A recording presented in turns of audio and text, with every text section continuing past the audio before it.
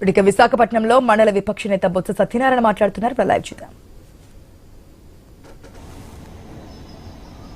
గత సంవత్సరం నుంచి ఇప్పటి వరకు కూడా రైతులు చూస్తున్నారు, ఏ పంటకు కూడా గిట్టుబాటు ధర లేదు. ఒక పంట కాదు, రేవి పంట కాదు, ఒక అరటి కాదు, ఒక మొక్కజొన్న కాదు, పొగాకు కాదు, పత్తి కాదు, ఏ పంట అయినా చూస్తున్నారు.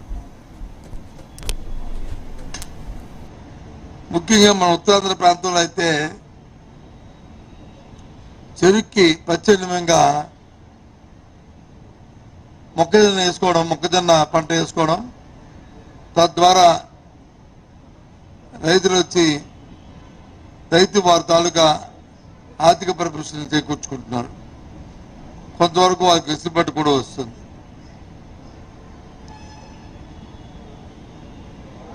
గత ప్రభుత్వంలో ఎప్పుడైనా సరే ఆ పంటకు వచ్చి కొనుగోలుకి ఇబ్బంది వస్తే వెంటనే ప్రభుత్వం వచ్చి కొనుగోలు కేంద్రాలను ఏర్పాటు చేసి మార్కెట్ ద్వారా ఏదైతే వారికి మద్దతు ధర ఉందో, గిట్టుబాటు ధర ఉందో 2200, 300 ఆ లెక్కన క్వింటాలు కొని రైతులను ఆదుకునేది.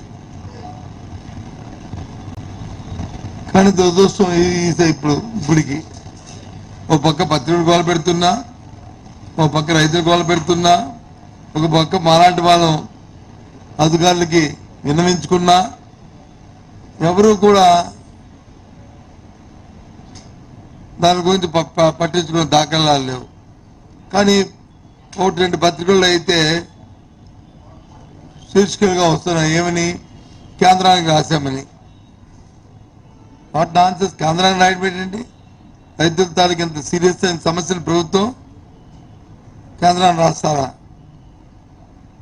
ముందు ప్రభుత్వం వచ్చి ఇన్వాల్వ్ అయ్యి మీరు వచ్చి కొనుగోలు చేసి మళ్ళీ తిరిగి అది మార్కెటింగ్ చేస్తున్నప్పుడు ఎంతైతే ఆ డిఫరెన్స్ వచ్చిందో దాన్ని కేంద్రాన్ని వచ్చి అడిగి వచ్చిన తర్వాత వచ్చి రీయింబర్స్ చేసుకోవాలి ప్రభుత్వం.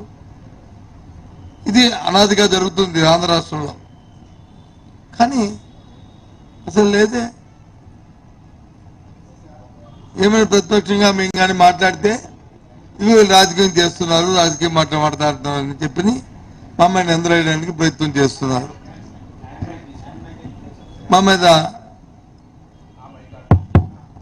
నిందలేయడానికి ప్రయత్నం చేస్తున్నారు. ఇది సమంజసం అండి? ఎందుకు మీరు మొక్కజొన్నకు సంబంధించిన మార్కెట్ ద్వారా కేంద్రాలను ఎందుకు మీరు ఏర్పాటు చేయట్లేదు? ఇప్పటికే 2200, 2300 అమ్మవస్తుంది. అది 1500, 1400, 1600 అమ్ముకునే మరి దుర్భర పరిస్థితి ఇవాళ రాష్ట్రంలో ఉంది, మన ప్రాంతంలో ఉంది.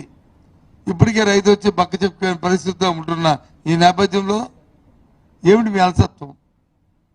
ఏ మంత్రి గారు ఆలోచన చేయండి, మీరు ఈ ప్రాంతానికి చెందినవారే కదా.